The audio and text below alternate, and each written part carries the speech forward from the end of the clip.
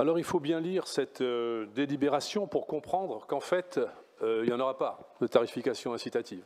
C'est-à-dire que c'était en effet un engagement du mandat, ça devait, et c'était prévu dans le plan général de la stratégie zéro déchet, comme venant en clôture de tous les outils mis en œuvre, de toute la pédagogie, la sensibilisation, l'information, et à la fin, quand on avait donné tous les moyens à la population de trier leurs biodéchets et leurs déchets, eh bien, ceux qui ne voulaient pas s'y plier étaient taxés légitimement, puisqu'on leur avait donné tous les moyens.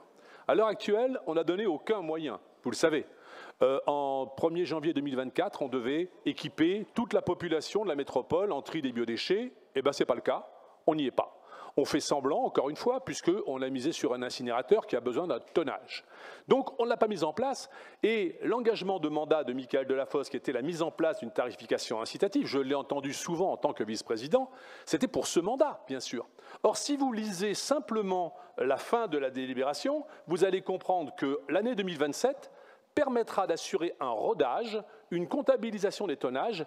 Il s'agira ensuite d'arbitrer la décision de poursuivre ou non la tarification incitative. C'est-à-dire que ça n'est déjà plus une hypothèse de ce mandat, contrairement aux promesses électorales, puisque c'était cohérent avec la stratégie zéro déchet. Mais maintenant, c'est une hypothèse qui ne s'est même pas certaine au prochain mandat. Et pourquoi? Et pourquoi, chers collègues? Parce qu'on n'a pas l'intention de mettre les moyens sur la baisse des tonnages. Et donc la tarification incitative nécessite un minimum d'équivalent temps plein. Il faut pucer des bacs, il faut faire de la vraie politique. Il ne faut pas donner les clés du camion aux industriels. Et ce n'est pas avec une personne mise à disposition par le grand groupe Urbaser, soi-disant, pour la stratégie zéro déchet qui fera le compte. Donc on est encore une fois devant une pantalonnade, une manipulation. On fait croire qu'on met en place des éléments d'une stratégie zéro déchet, mais en fait, on ne les met pas en place. C'est vraiment archétypal de la politique que nous avons depuis le début de ce mandat. Faire semblant, voter une stratégie et être dans le déni démocratique du vote en ne l'appliquant pas. Venir après mettre un incinérateur pour dire ensuite que l'essentiel, c'est la stratégie zéro déchet et que c'est le cœur de notre volonté, alors qu'on ne l'a pas appliqué en ayant un vice-président qui était déterminé à cela et qui l'avait écrite par 100 mesures. Donc c'est extraordinairement hypocrite. On se rend compte, j'entends aussi, je ne peux pas laisser dire, que l'UNEL ne veut pas de nos déchets. On vient de le dire à l'instant, dès qu'il y a un problème, ils les prennent. Dire que SET ne veut pas de déchets. J'ai travaillé pendant 4 ans avec les vice-présidents de SET Aglopol et de l'UNEL. Et on avait tous été consensus pour dire qu'en 2030, avec nos politiques sur les biodéchets, on allait créer des vides de four tels que l'UNEL et SET auraient besoin de nous pour ne pas avoir à importer les déchets de plus loin. C'est-à-dire qu'eux vont vider leurs fours qui sont actuellement encore pleins de biodéchets. Et ils le savent. Si vous demandez aux services de SET, aux services de l'UNEL et aux élus, ils le savent, puisque c'était le cœur de nos discussions. Ce que dit Alain Cadoulin est extrêmement pertinent. Pourquoi est-ce qu'on va créer un outil d'incinération alors qu'on en a 2 qui vont être en partie vides en 2030, au moment où nous, on arrivera à en ouvrir un?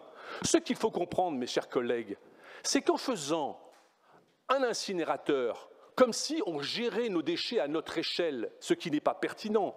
On gère les déchets à l'échelle d'1 million d'habitants, je l'ai répété plusieurs fois ici.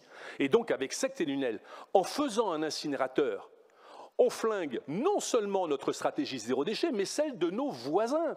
Parce que nos voisins comptent se mettre sur une stratégie zéro déchet parce que la loi les y oblige, et qu'en conséquence, ils avaient prévu des vides de four qu'ils allaient nous donner. Et nous, le transport des déchets d'incinération, il se faisait à 10-15 km.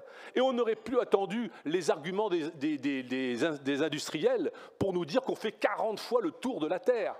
Donc la stratégie zéro déchet avait une cohérence, y compris dans l'incinération. Quand j'entends dire que des maires écologistes ont des incinérateurs, parce qu'ils en baissent les tonnages, ils réduisent tous, comme l'UNEL. Tout le monde réduit l'incinération. On est les seuls à créer de l'incinération. L'Europe n'en veut plus, la France n'en veut plus. Donc nous, on a trouvé, malheureusement, les industriels ont trouvé le côté pervers de produire de l'énergie. Or, on n'a pas besoin d'énergie, on a 300 jours de soleil par an.